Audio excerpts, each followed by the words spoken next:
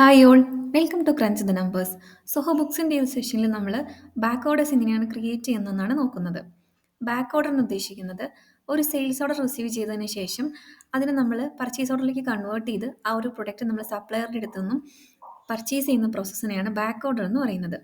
ഈ ഒരു process follow ചെയ്യുന്ന പല കമ്പനീസും ഇന്നുണ്ട്.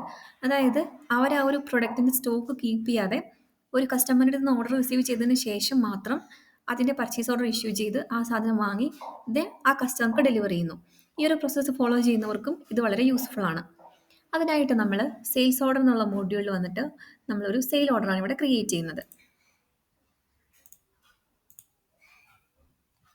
നിങ്ങൾക്ക് ഓൾറെഡി ക്രിയേറ്റ് ചെയ്ത സെയിൽസ് ഓർഡേഴ്സ് ഉണ്ടെങ്കിൽ അത് ക്ലിക്ക് ചെയ്താലും മതിയാവും. ഇപ്പം ഞാനിവിടെ ഒരു സെയിൽ ഓർഡർ ഇവിടെ ക്രിയേറ്റ് ചെയ്യുന്നുണ്ട്.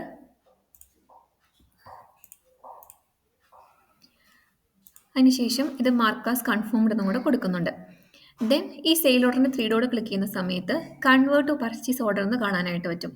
ഇതാണ് നമ്മൾ ബാക്ക് ഓർഡർ ക്രിയേറ്റ് ചെയ്യുന്ന process. Convert to purchase order കൊടുക്കുന്നു. Then you are converting the sales order into a purchase order എന്നുള്ളൊരു ക്വസ്റ്റ്യൻ നമുക്ക് വരുന്നുണ്ട്. അവിടെ നമ്മൾ യെസ് കൊടുക്കുന്നു. ദെൻ ഏത് വെണ്ടറിനാണോ നമ്മൾ ഈ പ്രൊഡക്റ്റ് റിസീവ് ചെയ്യാനായിട്ട് പോകുന്നത് ആ വെണ്ടർ നമ്മൾ സെലക്ട് ചെയ്യുന്നു. അതിനുശേഷം വന്നിട്ട് ബോൾ പോയിന്റ് പേ എന്നുള്ള ഐറ്റം ഇവിടെ പ്രീഫിൽഡ് ആയിട്ടുണ്ടാവും. അതുപോലെ നമ്മൾ എത്ര ഓർഡർ ആണോ നമ്മുടെ കസ്റ്റമറിൻ്റെ അടുത്ത് കൊടുത്തിട്ടുള്ളത് അതും ഇവിടെ വരുന്നുണ്ടാവും. അപ്പം നമുക്ക് ഈ അതിലും കൂടുതലായിട്ട് ക്വാണ്ടിറ്റി നമ്മൾ പർച്ചേസ് ചെയ്യുന്നുണ്ടെങ്കിൽ നമുക്ക് ഈ ക്വാണ്ടിറ്റി ഇവിടെ എഡിറ്റ് ചെയ്ത് കൊടുക്കാവുന്നതാണ്. അതിനുശേഷം നമ്മൾ സേവ് ആസ് ഡ്രാഫ്റ്റ് കൊടുക്കുന്നു. ഇവിടെ നമ്മൾ മാർക്കാസ് ഇഷ്യൂ കൊടുക്കുന്നു. അതായത് നോർമലായിട്ട് ഇത്രയേ ഉള്ളൂ.